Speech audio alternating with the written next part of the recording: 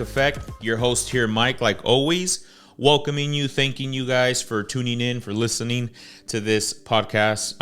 Wherever you're listening from, if it's in your car, on your way to work, in the shower, in your bedroom, late at night, whatever time you choose to listen to it, it's a blessing that you are given the opportunity to try to hear something new, try to hear something different, and hopefully you're growing from it as well.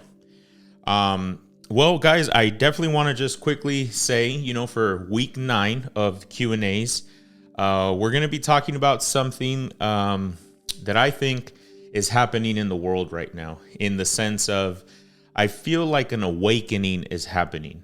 And what I mean by that, I do mean a little bit spiritually, but I mean it more in the sense of like an awakening as far as starting to understand who you are and the role you're supposed to play. Now, in this awakening, we're also causing tension because we're breaking from old habits. We're breaking from old traditions, and quite frankly, no one wants to break traditions, and no one wants to break what has been implemented for years. Because to be honest, some people have done it their whole lives. And for someone to tell them that was actually the wrong way, this is the better way to do it, it almost makes them feel, we got to put ourselves in their place. It makes us feel almost dumb. Like, my whole life I've been doing it this way. So sometimes they push back on it, or they get very angry because they don't want to come to that realization that it was just a silly way of living or going about life. That makes sense? I'll give you guys an example. So there's been a story that I was told a long time ago where this lady would cook a meatloaf, and as she's preparing the meatloaf, she would cut a little part from the right side and a little part from the left side, and then she would put it in the oven. And then a little girl, 7 years old, 8 years old, around there, asked her mom, "Hey, Mom, why do you cut the edges off of the meatloaf?" And then the mom's like, "Well, I learned it from grandma, so that's the reason why I do it." So then the little girl goes to grandma and says, "Grandma, my mom cuts the sides of the meatloaf the way you taught her. Can you share with me why you cut the sides?" And then grandma, very kind, lovingly tells her, "Oh, mija, I learned that from great grandma, and she's the one that taught me, we have to cut the sides of the meatloaf, before we put it in the oven." So, and luckily for them, they still had their great grandma. So the little girl goes to great grandma, and the little girl asked the great grandma, "Grandma, I noticed that grandma and my mom, they cut the sides of the meatloaf before they put it in the oven. You mind sharing with me what was the reason?" And then the grandma looks at the little girl and tells her, "Oh, baby, the reason why I used to cut the sides of the meatloaf was because I had an oven that was this small, and in order for me to make the meatloaf fit, I had to cut the edges off to put the meatloaf in." Crazy, right? So this whole time, we thought we were cutting the edges because there was a purpose, a necessity for it, when in reality, it was only because back in those days, that was the size of the oven. So it goes to show you in this story, guys, that a lot of us can be living a tradition that's exactly what it is. It's just a tradition. And why would it be a bad thing to question it? Why is it a bad thing to say, "Hey, I have a question in regards to that," right? Like, for example, me, I don't want to fight with people. I don't argue or anything like that. But when the time like now comes where a lot of Catholics are doing the Quaresma, I respect them. My dad's a Catholic. I respect all religions. I just simply ask, and I know the reason, but I simply ask Catholic people, "Why do you guys do it?" And a lot of them tell me, "I don't know. It's just what I've been taught." And for me, it's like, you're doing a great thing, which is awesome, right? Like, you're cutting off this, you're making a sacrifice, you're fasting for God, which is good. But for me, it's like, wouldn't you want to know why you're doing it? Like, wouldn't you want to be informed and not just do something and be that person with the meatloaf in the oven, where you might be just doing something out of pure tradition, not because it's really necessary. That makes sense?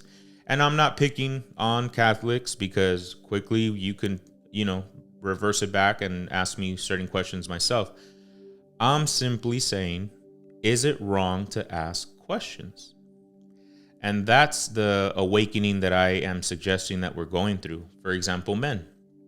I feel like we're going through an awakening in the sense of, like, people want to say this is the men soft era. Is it really the soft era? Is it really the soft era because I want to ask myself, why do I feel this way? Is my wife happy? Are my kids fruitful? Are they waking up excited to wake up every day, or are they scared to have a conversation with dad?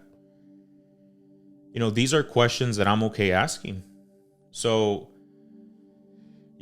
am I stepping up as the husband is supposed to in a household? Am I meeting the standards that God has set, not the standards that the world has set? You get what I'm saying?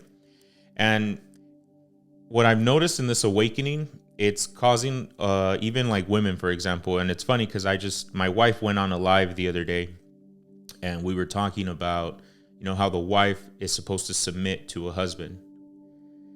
And that already triggered some of you, right? Because why does a woman have to submit to a man? And let me tell you, if your approach already is like that, then something happened in your life that has caused you to not trust men, that has caused you to reject the structure in how God has made this world.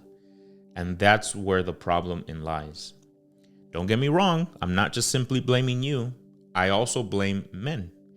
Because if men were better at being attentive, if men were better at listening, if men were better at understanding, not just hearing words, but understanding what's coming out and being communicated and said, I think a lot of women would have no problem with submitting to men, because they would see a leader that they want to follow.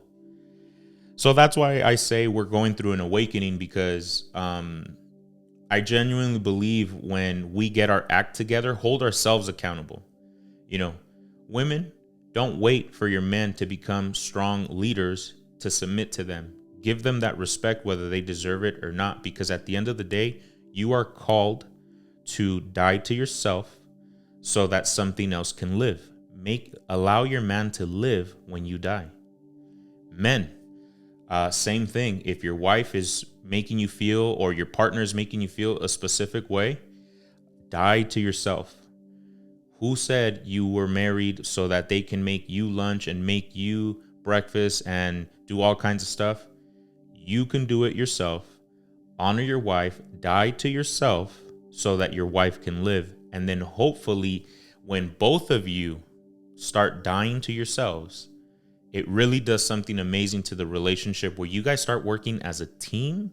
And it's not about, I submitted, he's the leader. It's, we love each other and we want both of us to prosper. Does that make sense? And what's really cool and crazy, guys, and I can honestly, sincerely share with you guys, is with Jackie, I've always felt that type of connection with her. And I'm always trying to push it to that other level, If I notice a sense of like, hey, you're holding back on something, I'm going to call it out. And if she thinks I'm holding back on something, she calls it out.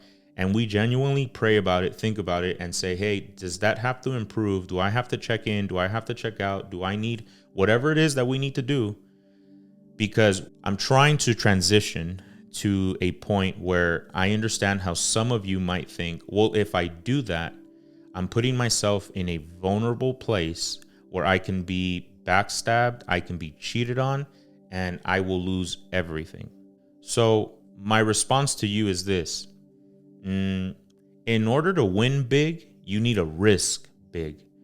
So if you put yourself in a vulnerable spot where you die to yourself so that something else can live, if that something else betrays you and all this, you have no regret.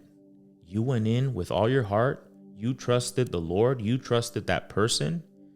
And if they do you wrong, Let them deal with it and let God deal with them. But you did it with a genuine, awesome heart. And I get it. For some, it's like, well, that sucks because it happened to me. Well, you know what?